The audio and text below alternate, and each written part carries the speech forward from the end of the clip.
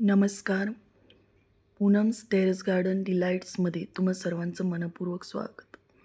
आज आपण बनवणार आहोत कोथिंबीर वडी. यासाठी मी इथे 2 जुडी कोथिंबीर बारीक चिरून व स्वच्छ धुवून एका जाळीमध्ये ठेवलेली आहे, जेणेकरून त्यातील सर्व पाणी निघून जाईल.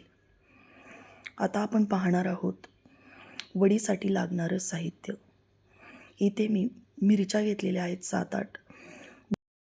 मी गावरान लसणाच्या 18 ते 20 लसूण पाकळ्या घेतलेल्या आहेत. वडीमध्ये लसणाची चव अतिशय उत्कृष्ट लागते.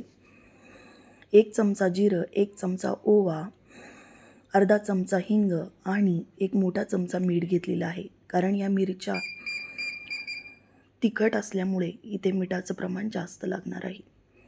वडी आपली चटपटीत बनणार आहे. इथे छोटी अर्धी वाटी तांदळाचं पीठ,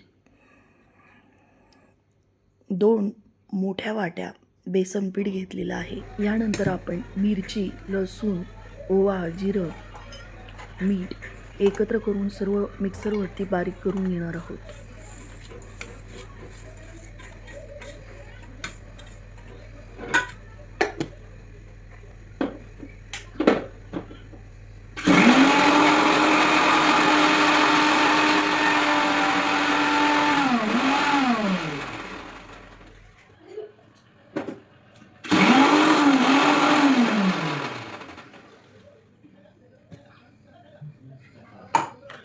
आता आपल्याला वडी तयार करण्यासाठी पीठ मळून घ्यायचं आहे. त्यासाठी शक्यतो मोठं भांडं घ्या, जेणेकरून आपल्याला त्यामध्ये व्यवस्थित पीठ मळता येईल व ते बाहेर सांडलं जाणार नाही. मी ते परात घेतली आहे.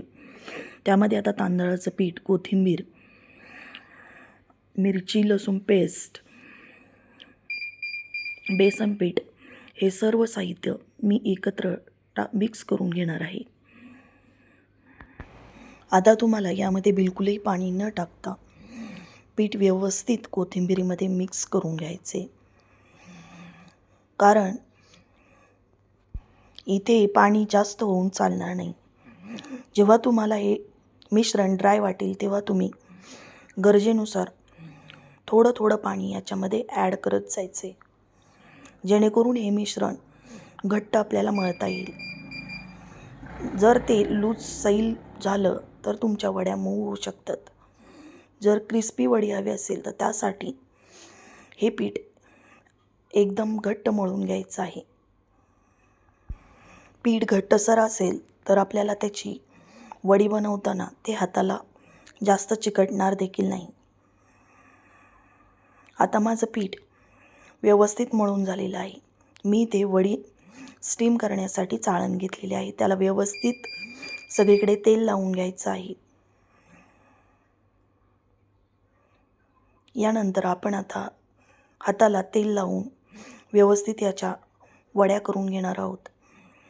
यालाच काही जण मुटके देखील म्हणतात. अशा सर्व वड्या मी व्यवस्थित तेल हातावरती घेऊन तयार करून घेतलेल्या आहेत. आता आपण गॅस ऑन करून त्यावरती पाणी टाकून कढई ठेवणार आहोत व त्यामध्ये वड्या 10 मिनिटासाठी वाफवून घेणार आहोत. इथे पहा, आपली वडी वाफवून झालेली आहे. यानंतर मी सर्व वड्या कट करून घेतलेल्या होत्या आणि गॅसवरती तव्यामध्ये फ्राय करून घेणार होते. जेव्हा वडी फ्राय करायची असते तेव्हा पूर्ण वड्या व्यवस्थित तव्यामध्ये एक एक करून मांडून घ्यायच्या आहेत, जेणेकरून त्या दोन्ही बाजूनी क्रिस्पी होतील. त्यानंतर त्याच्यामध्ये तेल टाकून घ्यायचं आहे. आम्हाला जरा चटपटीत वडी आवडते म्हणून मी याच्यावरती लाल मिरची पावडर आणि मीठ टाकून घेणार आहे. यामुळे वडी अतिशय छान लागते. आणखी एक टिप्स म्हणजे वडी जास्त क्रिस्पी करायची नाही. जर तुम्हाला चपातीसोबत खायची असेल तर लाल मिरच पावडर आणि मीठ टाकून वडी व्यवस्थित परतून घ्यायची आणि नॉर्मल क्रिस्पी झाली की खाली घ्यायची. ही तुम्ही चपातीबरोबर भाकरीबरोबर अगदी आवडीने खाऊ शकता. तशा कोरड्या खाल्ल्या तरी अतिशय छान लागतात. माझ्या मुलींना या वड्या भरपूर आवडतात. तुम्ही देखील मुलांसाठी नक्की ट्राय करून पहा. आता बाजारामध्ये अगदी कमी किमतीमध्ये कोथिंबीर सहज उपलब्ध होते. त्यामुळे वडी नक्की ट्राय करून पहा. आणि जर रेसिपी आवडली तर चॅनलला लाईक, कमेंट आणि सबस्क्राईब करायला नक्की विसरू नका. धन्यवाद.